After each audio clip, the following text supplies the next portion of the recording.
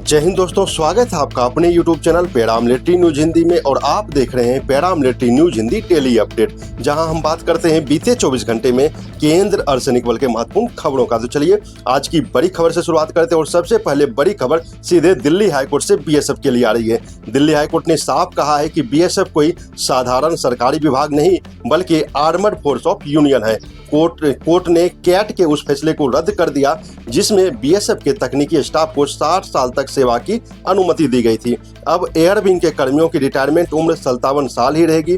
Court ने इसे अनुशासन और सैन्य ढांचे से जुड़ा अहम मुद्दा बताया। अब बात करते हैं उत्तराखंड की आईपीएस कैडर अधिकारी की। उत्तराखंड कैडर की आईपीएस अधिकारी नीतू गर्ग और अरुण मोहन जोशी ने सीएपीएफ में प्रतिनियुक्ति के खिलाफ हाईकोर्ट का रुख किया, लेकिन कोर्ट ने उन्हें पहले कैट में जाने को कहा। नीतू गर्ग को आईटीबीपी और जोशी को बीएसएफ में भेजा गया है, जिससे प्रतिनियुक्ति नियमों पर बहस फिर तेज हो गई है। अब बात करते हैं ओजीएएस को लेकर।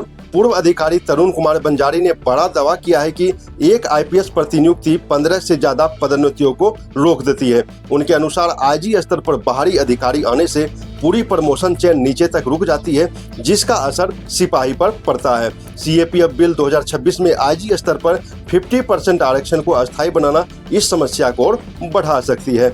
अब बात करते हैं एसएसबी का एक वेलफेयर कदम के बारे में। एसएसबी ने एक बड़ी पहल करते हुए बीएचएलआई के साथ एमओयू साइन किया है।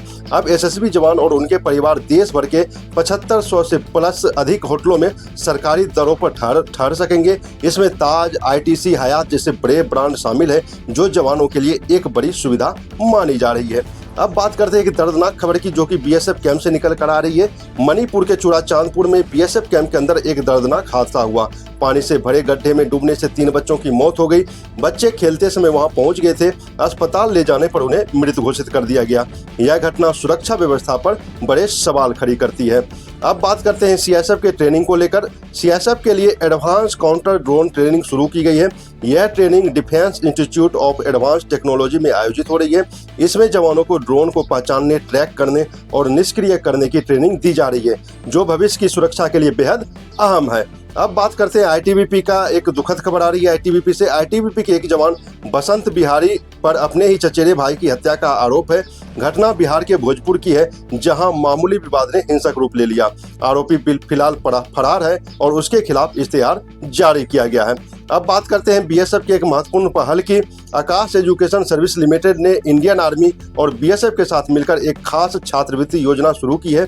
इस योजना के तहत शहीद जवान के बच्चों को केवल रजिस्ट्रेशन फीस देनी होगी, जबकि पूरी ट्यूशन फीस माफ रहेगी। दिव्यांग या वीरता पुरस्कार प्राप्त कर्मियों के बच्चों को 100% तक छूट मिलेगी। वहीं अन्य सैनिक परिवार को 20 से 90% तक फीस में राहत दी जाएगी। यह योजना 5 साल तक लागू रहेगी, जो सैनिक परिवारों साथ ही बीएसएफ के लिए बड़ी मदद साबित हो सकती है। तो दोस्तों, ये थी आज की महत्वपूर्ण खबरें। इसी तरह की खबर और अन्य अपडेट के लिए आप हमारे चैनल को सब्सक्राइब जरूर करें। जय हिंद।